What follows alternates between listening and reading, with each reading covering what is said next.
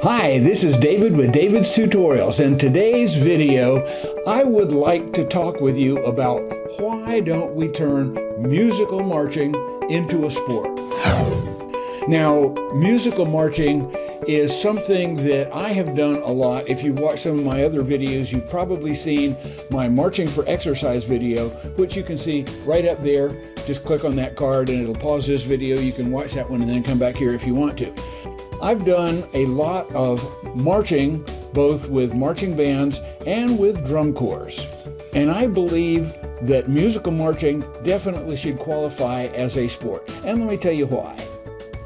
In my experience with marching, even in high school and with the Gator Band at the University of Florida in Gainesville, I never came off of the marching field, the practice field, the performance field without being very exhausted, used up, and just feeling exhilarated like I had just run something and got a runner's high. And that is my experience, that marching and playing music at the same time is definitely an exercise, an exertion that taxes not only your physical durability, but also your skill and your precision.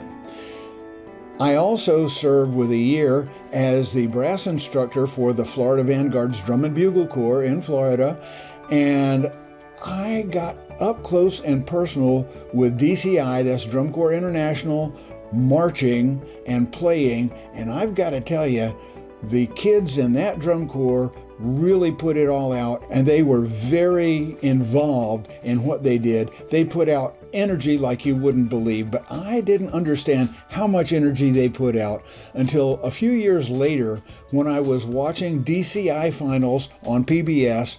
DCI finals are now broadcast on Flow Marching, which is part of the Flow Sports Network, and it's streaming online.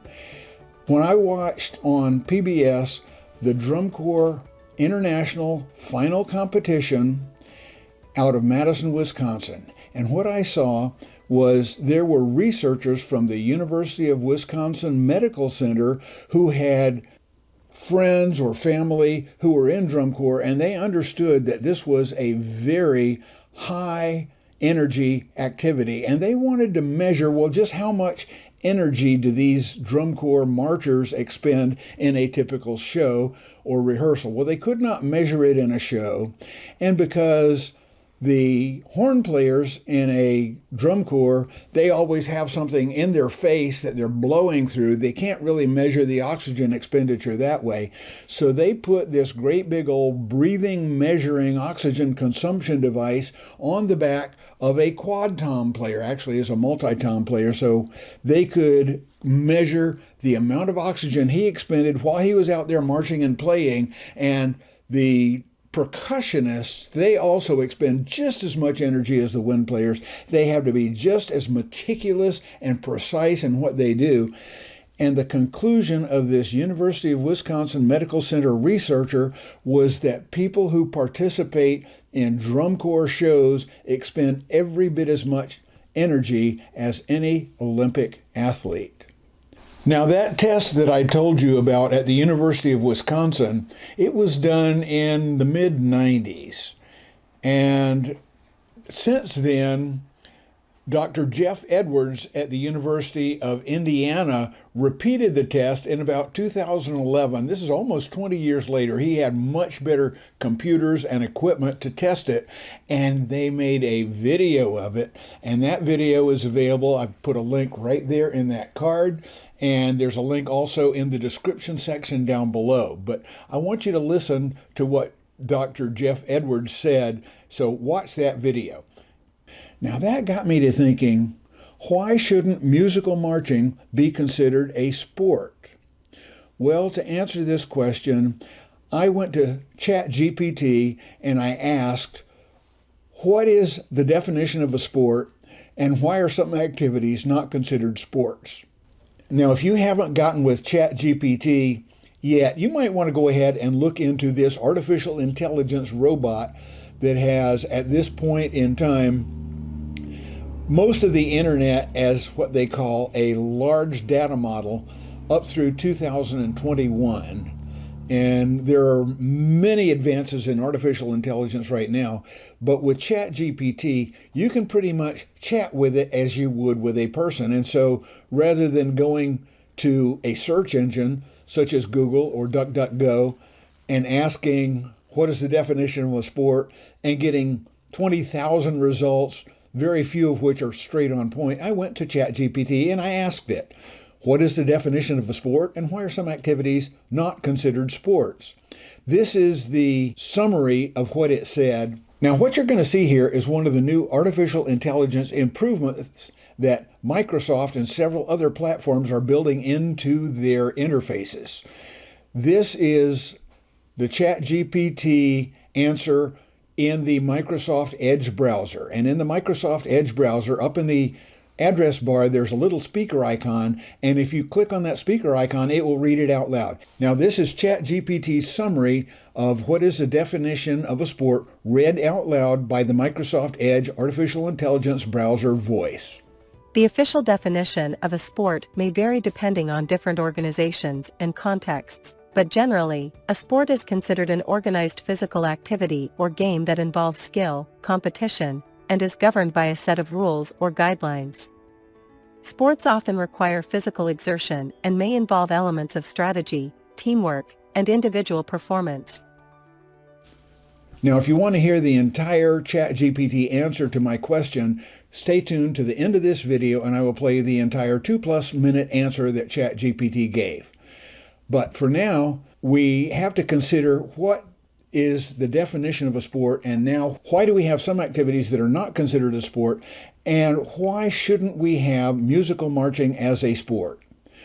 Well, DCI fits most of the criteria, but there's an awful lot of marching that goes on that is not DCI. I'm thinking particularly of high school bands and college bands during halftime. They also march in parades, but the biggest show that they perform is in halftimes during football games.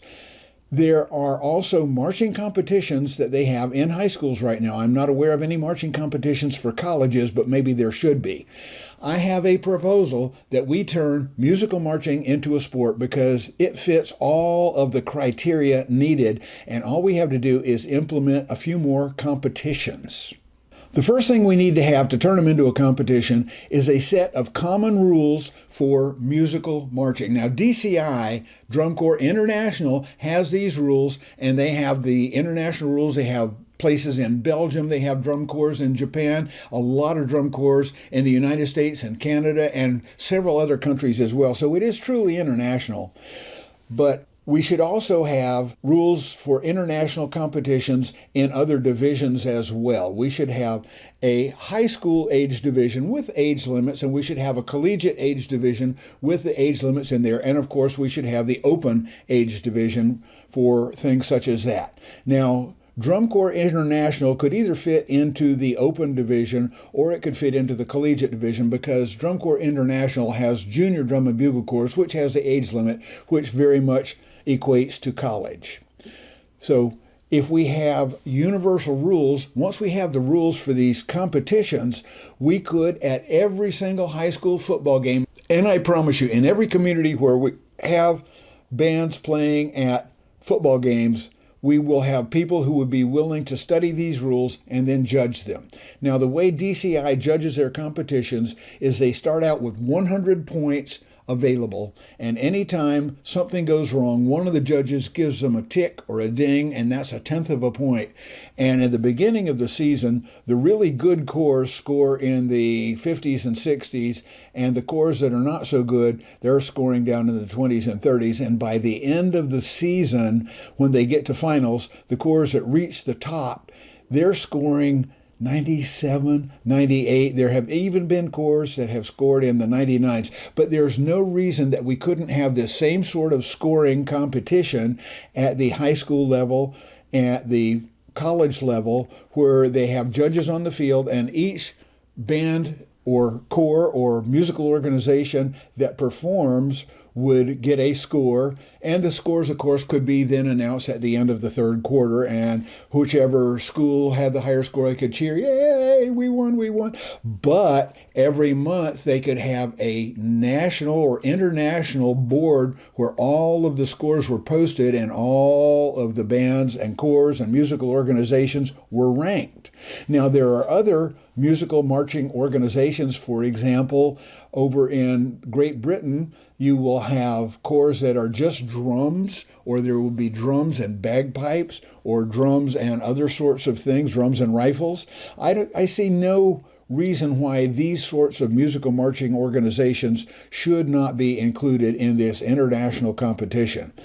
But I can see an opportunity here for the drum corps, the marching bands, the other musical marching organizations to become part of a bigger international competition and having a grand and glorious finals and just giving out all sorts of awards.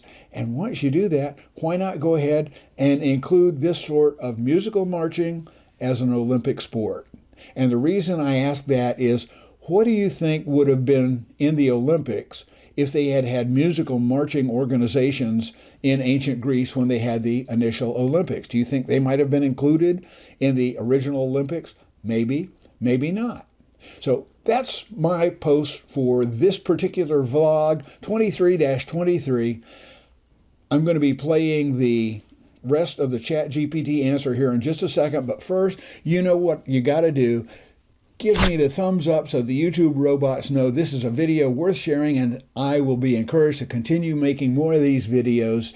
Leave me a comment down in the comment section below telling me what do you think about making musical marching into a sport and possibly into an Olympic event. If you think of some of the other Olympic events they have right now, then maybe musical marching isn't such a far-fetched idea.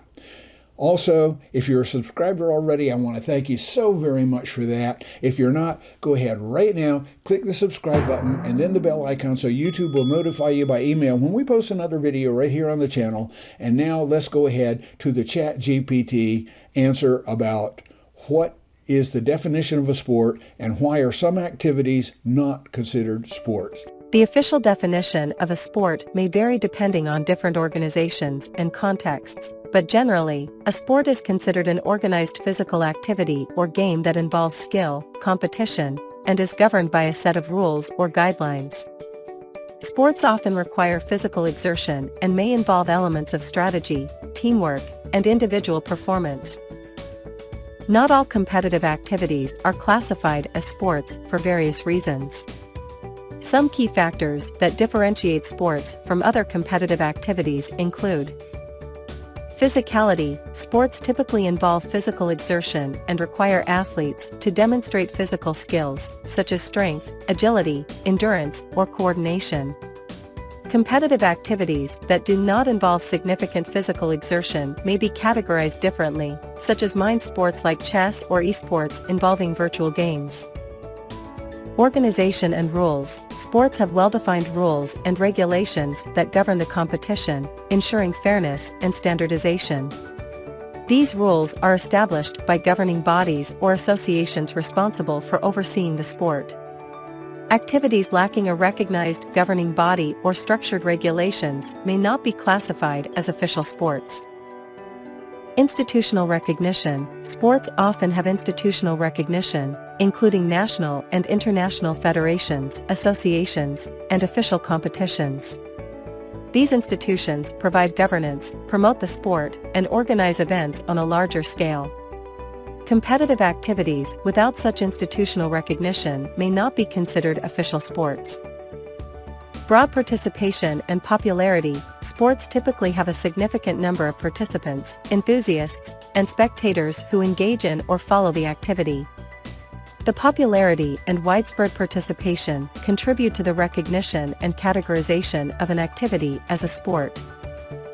It's worth noting that the classification of activities as sports can be subjective and can vary based on cultural, historical, and regional perspectives. Different organizations and countries may have their own criteria for what qualifies as a sport.